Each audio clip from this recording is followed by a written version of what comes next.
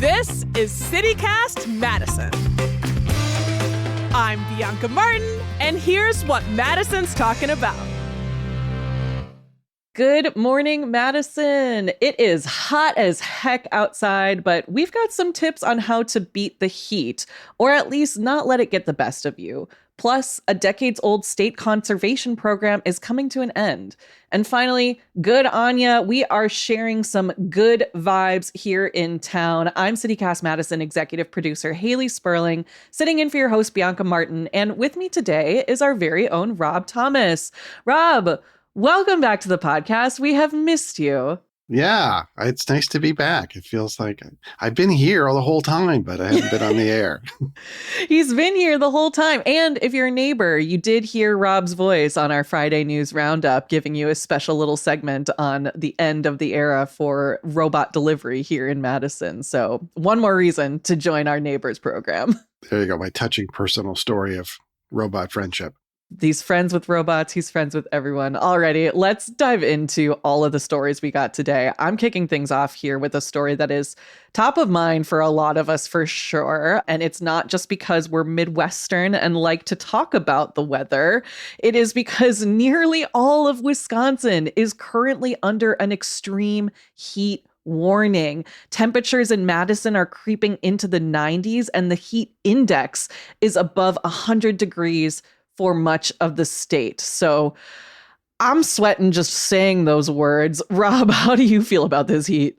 It's getting hot out here, right? Yeah, I went to my local coffee shop this morning, and the last couple of weeks, the outside tables have been crammed with people because it's been so nice. Not a problem today. They were completely empty. Everybody was inside enjoying the central AC. Yeah, absolutely. And we have been, before we get into the heat sadness of it all, we have been so blessed these past couple of weeks with just such mild and beautiful weather and a bunch of rain, I guess, which is a good thing. We do need that. Yeah, I was on the terrace for the Jazz Festival Saturday, and it could not have been a more perfect day. It was incredible. That sounds beautiful. Well, I'm here to rain on this hypothetical parade because temperatures are expected to stay high through at least Friday this week. But it's really looking like today, Tuesday, might be some of the worst of it all.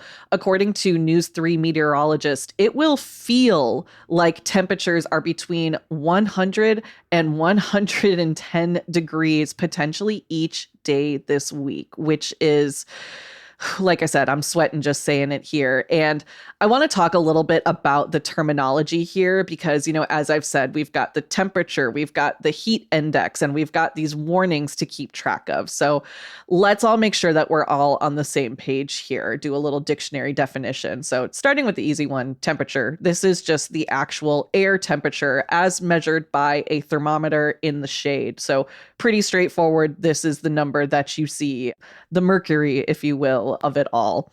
But moving into the one that gets a little bit tricky is the heat index. So according to the National Weather Service, heat index is what the temperature feels like to the human body when combined with relative humidity. So this is when people are like, oh, it wouldn't be so bad outside if it wasn't so humid out.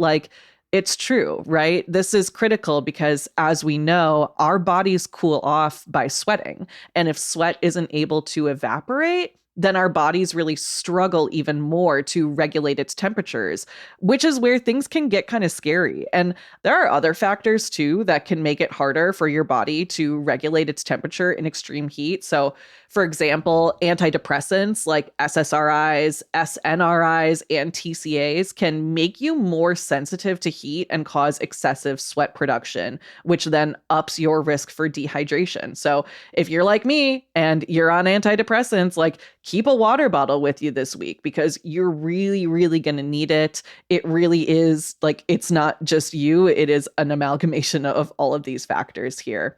And, as I said, southern Wisconsin is currently under an extreme heat warning. So what does that mean? This is an official designation from the National Weather Service, and it means that heat-related illness increase significantly during this time, and that people should really avoid heavy activity and direct sunlight in this warning. People also really need to take care to stay hydrated. I feel like I'm running around yelling, like waving my bell with that sandwich board sign out, being like, drink water, please drink water. Are you hydrated? And this is for both people and pets. So make sure everyone in your household is hydrated. Keep your outdoor time to a minimum if possible, and stick to the AC. Children and elderly folks are particularly prone to heat illnesses, so make sure to check in on those folks in your life and make sure they're doing okay, because it's pretty rough out there. Rob, I know you have dogs. What do you do with them to keep them cool when it's this hot out? Thankfully, I'm a cat person. These cats just stay inside. Yeah, we are lucky to have central AC, so they're inside enjoying that as well. We usually do a big early morning walk before it gets too hot, just to get them activated so they're not restless by the end of the day. And they don't actually mind the heat. Like sometimes they'll want to like sunbathe out on the back deck for a little while or something like that. But I always know when they're getting hot because my little Chihuahua, Misty, will have a grin on her face. She looks like one of the demons from the Smile movies. And that's when I know that, like, okay, that time to come inside and cool off. Yeah. That's how she knows. She's like, you're next. You're next, right? That's good. Well, that is actually pretty hot tip, pun unintended there. But I do want to give a shout out too for folks without AC, because I know there are a lot of people out here. I know these Madison apartments are not all fully fitted with central air. There are still ways that you can stay cool inside. I rounded up some of these tips from the Pioneer Woman, aka Ree Drummond. You might know her from her eponymous Food Network show. So here's some of her tips. We'll throw a link to this in our show notes as well, so people can do a little bit more digging. But first and foremost, she says, reverse your ceiling fans if you haven't already. So if you don't know, your ceiling fan has two settings for the way that it spins. So make sure that it is on the right setting and it is pulling up the hot air out versus spreading it across your home, which is the setting that you would want for the winter time, right? You do this in your house, Rob? No, I had never heard this before. This is a great tip. Yeah. Really? Yeah. This is like something that my dad taught me a long time ago. So wow, I'm the dad here now. I don't even know how you reverse your ceiling fan. There's usually like a switch. Like you kind of have to like get up on the ladder and like look at a little switch. So I guess this is ceiling fan dependent too. Look up the make and model, but this is one hot tip I got. You lost me at get up on the ladder, but I appreciate the tip anyway. The step stool, perhaps. Okay. Another really important tip, and a really easy one at that too, cover your windows during the day. I call this going goblin mode. Like make your house a dark cave. Do not let the sun bake you. It is like the sun is lava. Get those shades down. And then on the flip side of that, open your windows and shades at night and try to create a cross breeze if possible. So, letting that cool air get in across your house. Though that is to say, I think cool, quote unquote, this evening is still going to be like in the 70s, though feels rather pleasant. We'll see, depending on that humidity, as we've talked about. As of recording, the city of Madison hasn't officially released any word on cooling centers yet, but I did want to make sure that we point out there are a few good like go-to options that are always solid bets if you need to cool off. So first and foremost, we say this probably at least once a week on this show, the library, as if we needed another reason to love our local libraries. They are all air conditioned. So you can sit down, pick up a book, and literally just chill out. Shout out to the library just for everything that they do in general. Aside from that, the malls are also solid places for AC. So Easttown and Westtown, I don't know about you, Rob, but like that sweet, sweet mall AC hits real nice when the humidity is this bad. And I think this can be a good option for folks out there with kids. Some of the malls have those little play spaces, and a little window shopping never hurt anyone. Another good one for kids is like museums, although the Chazen is closed this summer for remodeling. But a museum is a great place and usually free, I think, to walk around and with the kids for a couple of hours. I bet maybe the Geology Museum could be a good one. Those cool rocks. Yeah, absolutely. Yeah. I love that. That's a great shout out. And then lastly, calling out just community centers in general. So Goodman or the Warner Park Rec Center can just be a good spot to hang. And, if you have the means, like you were saying earlier in the show, Rob, go to your local coffee shop, go to a bar, pull out a board game, pull out a book, and just sit down, hang out for a little while, get out of that heat. And, if all else fails, ice cream is never a bad idea. You can hit up the Memorial Union Terrace and sit inside where you can still enjoy lake views without feeling all of that mugginess around you. Rob, I know you are our go-to movie man. Movie theaters are a great option during this heat wave. Yeah, movie theater AC is the best. Those gigantic sodas and just kick back. It's a summer movie. I still haven't seen Toy Story 5. People say it's pretty great. I did see Supergirl, and that is bad, but the AC is working in the Supergirl theater as well. That's all I'll say. Then that's all you need, right? Yep. All right, Madison. Well, stay cool out there. We have got a lot more stories to dig into just around the corner. So stay close and we will be right back.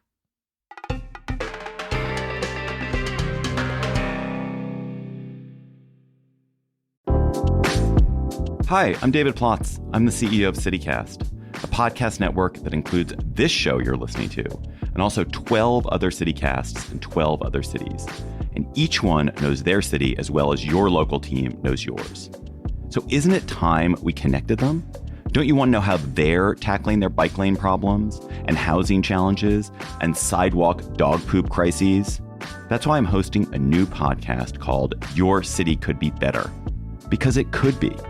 Every week, I'll chat with a different host in our CityCast network about what their cities are doing right and wrong, the weird things they're trying, and the surprising successes, so that we can all learn how to make our cities a little bit better.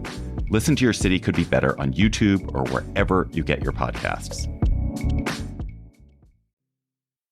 Alrighty, and we are back. Rob, you are taking us into a story that is also about the outdoors, about our environment. What do we got going on here? Yeah, today marks the end, as we know it, of the 37-year-old Knowles-Nelson conservation program in Wisconsin. Haley, does that name ring a bell to you?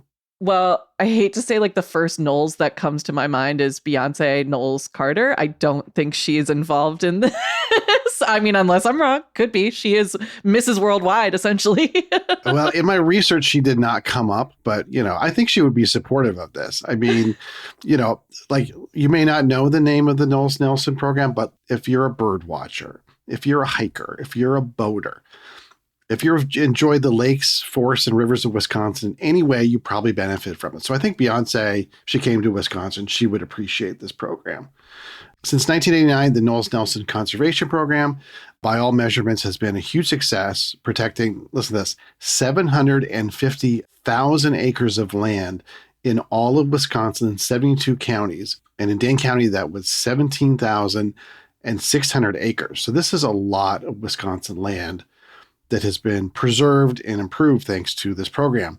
It uses state-issue bonds to provide grants to organizations to do things like conserve land and purchase easements to protect land from development, or also to build things like boat ramps and trails and bridges that help the public enjoy the outdoors. So it's not just protecting the land, but it's like making it accessible and enjoyable for people in Wisconsin. And bipartisanship was right there in the name because it's named after two former Wisconsin governors. Warren Knowles, no relation to Beyonce, was a Republican, and Gaylord Nelson was a Democrat, and that maybe they were divided by party, but they were united in their passion for conservation. And since 1989, the program has been renewed by the state legislature, even as control of the state government has switched back and forth between the political parties, which makes sense to me, right? Because it protected land in all of Wisconsin's 72 counties. And whether you're a conservationist who lives in Madison or a business owner in Rhinelander whose business depends on tourism, you benefited from this, right? It benefited all of Wisconsin. But like I said, June 30th is the last day of the program. And that's because Governor Tony Evers and the Republican-controlled state legislature failed to come to any kind of agreement to reauthorize it. And in fact, there had been hope that, I don't know if you remember, they were coming with this massive $1 billion compromise, and people were hoping well, maybe it'll be in there. And it wasn't in there. And then, of course, that fell apart. So it was moved Oh, it wasn't anyway. even in there? No, they That's didn't even kinda get it in there. wild. I know, it is crazy. Yeah. And again, like I said, the program was reauthorized for many years until this spring, when Republicans removed all funding from the program in the state budget, but said they would take it up in a separate bill. In the end, though, they ended the session without taking it up at all, and it ends on July 1st. Oh man, there's a lot to take in here. I mean, I do appreciate the bipartisan nature of this all, right? With Warren Knowles and Gaylord Nelson, who we know is beloved founder of Earth Day here in Madison or, in the world, and obviously doing really great conservation work throughout the state. And I think you're right too, that this is something that impacts everyone in all 72 counties. This is not a blue issue. This is not a red issue. This is just a Wisconsin residential issue. So, like, where do we go from here? What happens now, Rob? Right. Well, so all the money that was in the program was supposed to be spent by today. So the silver lining is there's no pending projects that will be offended by it ending today. But, a lot of conservation projects going forward, we're counting on that money in the future. For example, the Cap Times reported that Groundswell Conservancy, which is a Madison area nonprofit, was hoping to use grant money from that program for a roughly 40-acre expansion of the Madison School Forest in conjunction with Madison School and Community Recreation. I've chaperoned field trips to the school forest. It's an incredible place for kids to learn about nature up close. It's really cool. But that project is now stalled, and Groundswell says there's really no other place to go at the state level for money. I hate that. Yeah. I don't like that at all. Especially it's like you're impacting the children. Now they can't learn about the outdoors. Like, that's so important. Yes, absolutely. Yeah. So the program still technically exists. It's not like they killed it. They just didn't put any money in it. So it can be revived and refunded at any time. And that means I think it maybe could be a campaign issue this fall, both at the governor level and at the legislature level, because I think a lot of people are expecting a lot more competitive races this year than in past years. I don't know. Have you heard about it come up as a campaign issue, Haley? I know that our Senate Minority Leader, Diane Hasselbein, has said that this will be a day one priority for them should Democrats take control of the Senate, Assembly, and governorship. I hope that this is a day one priority for anyone taking over anything, right, in our state legislature, because as we've noted multiple times, this is a bipartisan issue. This was and has been, and hopefully will continue to be, a bipartisan program. And I know, too, that this whole thing also came up in a recent candidate forum for the 76th Assembly District. That's, the district that covers much of downtown Madison, eastern and northern Madison. Jade and I went to go cover that forum just a couple of weeks ago, and some of the candidates really honed in on this issue as a means to talk about bipartisanship and to express, how they would approach their colleagues in the legislature should they be elected and should they have to work across party lines. So it's definitely on the mind for people. And I know too that all of the candidates for governor who are in the race right now have vowed to fund the program, according to WPR reporting. So clearly people are thinking about this, and I'm glad that we're talking about it now, because I admittedly did not know enough about this program going into this recording. Now I'm feeling a little bit more informed. Hopefully our listeners are too, and that folks can keep this on the mind when we're talking about our election in these coming months. Yeah, we'll see if it comes up in debates. It is one of those things that's a little frustrating because it's you can't find anybody who's against it, really, but it's why couldn't you guys just get this done? Right. That's so frustrating. I've got a lot of thoughts on just why can't we just have nice things? Why can't we have, it's not even the nice things. This feels kind of the bare minimum of things. Right. Well, I guess we will have to see what the future holds for the Knowles-Nelson stewardship. Maybe Beyonce can come in with some funding. I don't know, just putting that out there. But up next, we have our weekly Good on You segment. We're going to talk about some good news here in Madison. But first, we're going to take a quick break.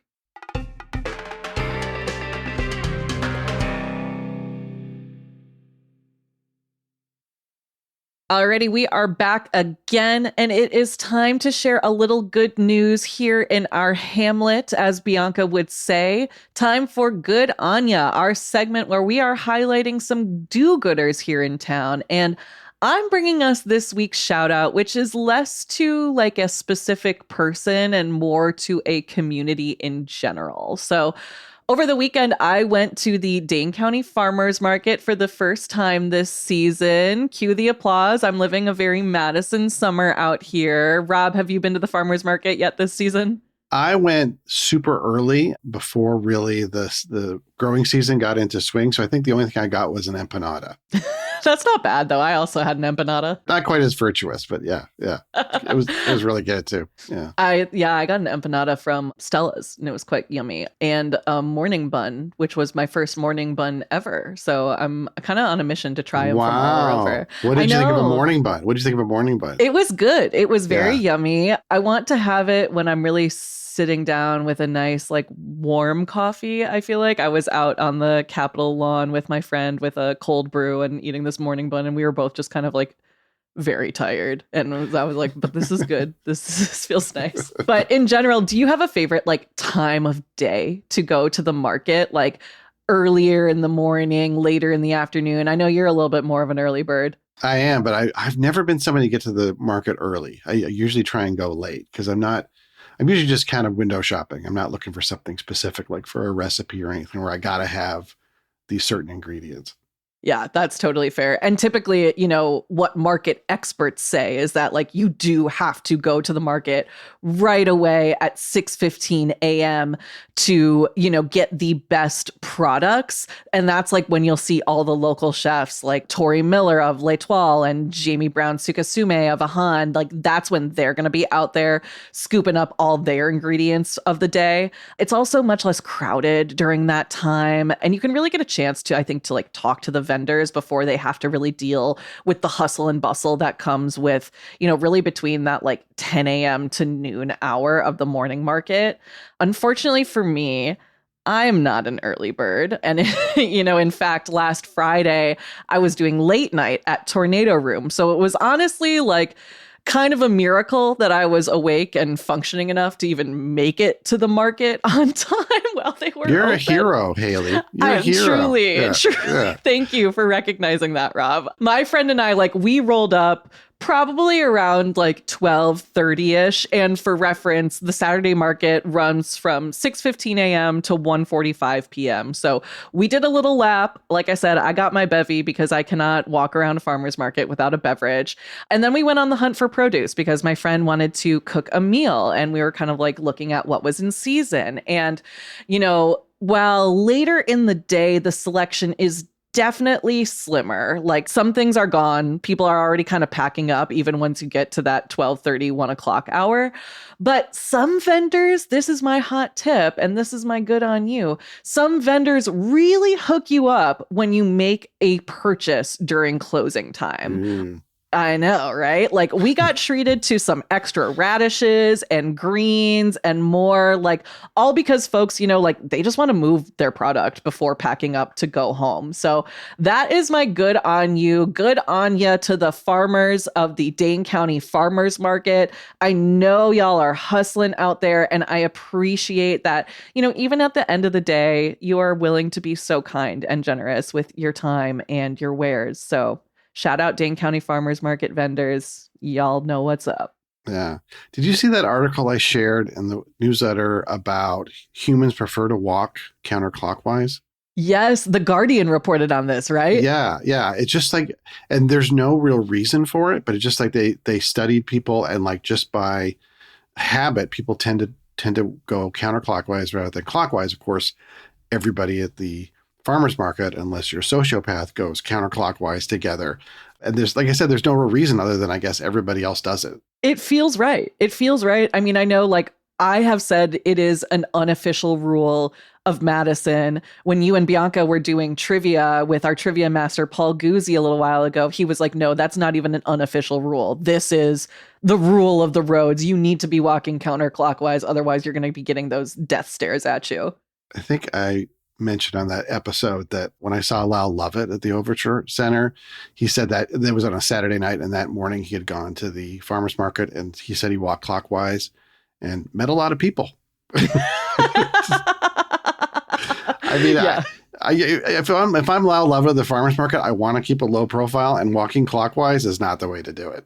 Absolutely the worst way. I mean, you just feel like, I feel like a salmon swimming upstream, like you are going to get caught in the mouth of a bear, and that bear is probably, you know, a mother pushing a stroller who's going to be like, get out of the way. You are going the wrong way, and she is in the right. And there are no rules, but the rule is walk counterclockwise, because come on. I'm trying to think, are there any other good, like, unofficial rules of the farmer's market? We could do a roundup of this. I think a double wide stroller should be outlawed at a farmer's market. That's a little much. Big agree. Yeah. It's also really hard to, like, it's that awkward, like, do I go left? Do I go right? How do I get around you? And when people are like, especially when it's hot and people are kind of like fighting to get stuff, it's like, oh my God. Part of me wishes that, and maybe this is just, I don't know, my Madison showing, like, maybe we should just have like a locals only hour of the farmer's market. Like, can you imagine how that would go over? It would be bad. It would be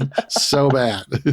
Yes, it would be so bad. But it's like sometimes, because I mean, I'm not saying I'm special, but I am saying I'm shopping for ingredients for a meal I'm going to make that day, right? Like, I think that should take priority. I don't know. So when you're here just there for the morning bun, then you're willing to wait while the real shoppers get theirs done? Yeah, yeah, exactly. I would respect that. I would respect that rule. And I think another one too, there are no dogs allowed at the farmer's market, unless obviously they are service animals. Service animals are welcome. But your dog, even if it's in the stroller, like, that is not the exception, right? Like, don't bring your dogs around. It's a lot of chaos. It's a lot of people. It's a lot of kids. It's a lot of stimulation, and it's a lot of food smells. Like, don't bring your dogs in there. Yeah. Sometimes people have like a cute little dog in a backpack or something. It's really cute. I might make an exception for that. Okay. Rob says exception for the dogs in the backpack. I like that one. All right. Well, that does it for today's show. Rob, this has been so much fun. Thank you for rounding up the news and all of these unofficial rules of the farmer's market with me today. Stay cool, Haley.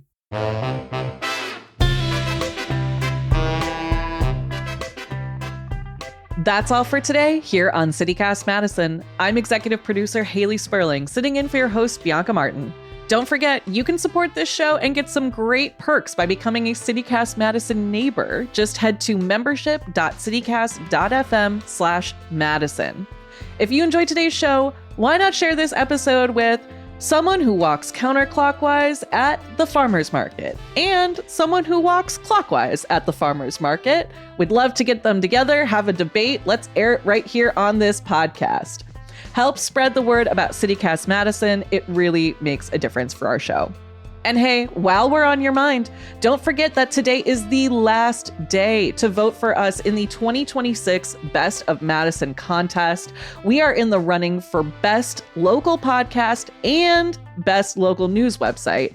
The link to vote is in our show notes. So, will you help us clinch this Best Podcast title for the 4th year in a row? And help us add to our list of accolades in the Best Local News Website category.